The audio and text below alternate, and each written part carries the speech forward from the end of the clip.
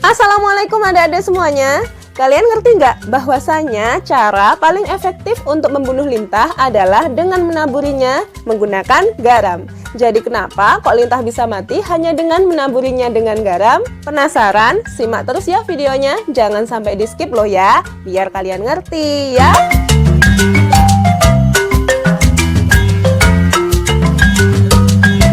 Jadi adik-adik, penaburan garam pada tubuh lintah itu merupakan penerapan dari tekanan osmosis. Jadi pada video kali ini akan dibahas mengenai tekanan osmosis itu apa. Nah adik-adik, sebelum membahas mengenai apa sih itu tekanan osmosis, terlebih dahulu kalian harus tahu dulu nih mengenai apa arti dari kata merembes tapi dalam ilmu kimia. Oke, kalian simak animasi berikut ya. Di sana ada dua wadah yang saling dihubungkan dengan suatu membran yang berwarna agak putih itu ya, dimana membran itu merupakan membran semi permeable.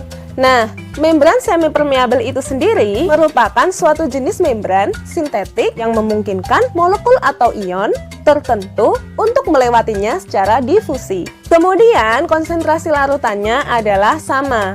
Nah, di sana kita misalkan larutannya sama-sama air. Kemudian apa sih yang bakal terjadi pada molekul air? Kita zoom dulu ya. Merembes di sini maksudnya adalah lewatnya partikel-partikel zat cair pada suatu membran semi permeable. Nah adik-adik, setelah kalian memahami apa arti kata merembes dalam ilmu kimia, sekarang saatnya kalian memahami apa itu yang dimaksud dengan osmosis sebelum kalian mempelajari tentang tekanan osmosis itu sendiri ya. Untuk memperdalam pemahaman kalian lihat animasi berikut ya. Di sana ada dua buah larutan di mana dipisahkan oleh membran semi permeable. Seperti yang sudah aku jelaskan tadi, membran semi permeable ini hanya dapat dilewati oleh partikel-partikel tertentu. Nah, dalam kasus ini hanya dapat dilewati oleh partikel-partikel zat pelarut, di mana larutan yang berwarna biru muda merupakan larutan yang lebih encer, sedangkan yang berwarna biru tua merupakan larutan yang lebih pekat. Larutan yang lebih encer memiliki partikel zat pelarut lebih banyak daripada larutan yang pekat kan? Begitu juga sebaliknya, untuk larutan pekat memiliki zat terlarut yang lebih banyak daripada larutan yang encer. Nah, adanya zat terlarut ini menimbulkan adanya interaksi antara partikel zat pelarut dan partikel zat terlarut berupa gaya antar molekul, sehingga yang terjadi pada larutan pekat, partikel zat pelarut yang mungkin lebih bisa bergerak bebas lebih sedikit daripada yang ada pada larutan yang encer. Pada fenomena ini, partikel pelarut pada kedua larutan tetap bisa melewati membran semi permeable kok. Akan tetapi kecepatan gerak partikel pelarut yang ada pada larutan konsentrasi rendah lebih besar daripada kecepatan gerak partikel yang ada pada larutan yang konsentrasinya pekat. Nah, kalian lihat pada animasinya ditandai dengan partikel pelarut yang lewat dari larutan yang pekat ada 3 buah, sedangkan yang dari larutan lebih encer ada 5 buah.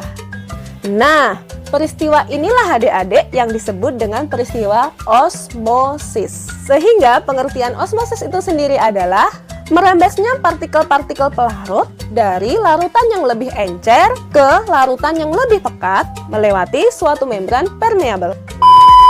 Oke adik-adik, sekarang saatnya kita mempelajari apa sih itu tekanan osmosis. Kalian simak baik-baik animasi berikut ya. Animasi tersebut merupakan kelanjutan dari animasi yang tadi ya adik-adik. Nah, laju perpindahan partikel zat pelarut yang berbeda seperti yang sudah dijelaskan tadi menyebabkan tinggi air pada tabung naik.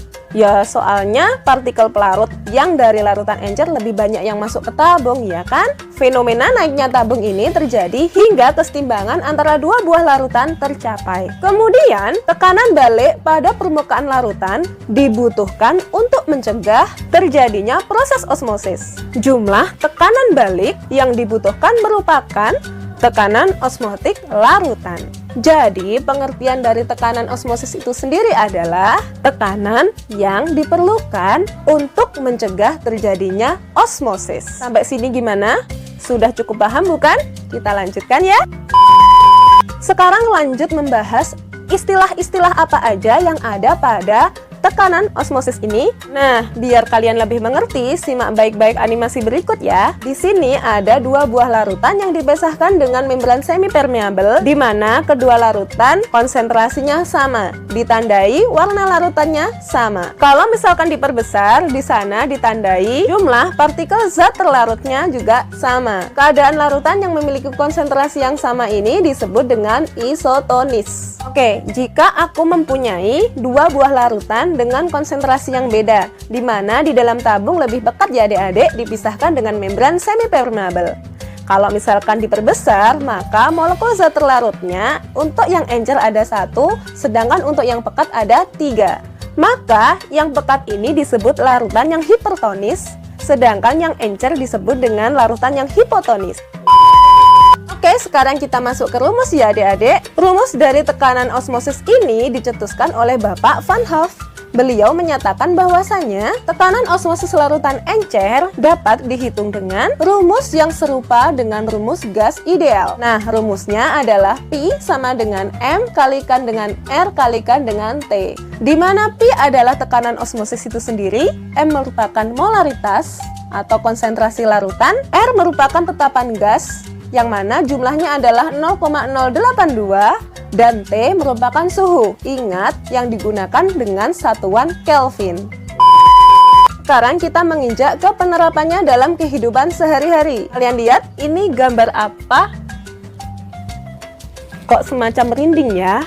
Oke, kita lanjutkan aja ya. Seperti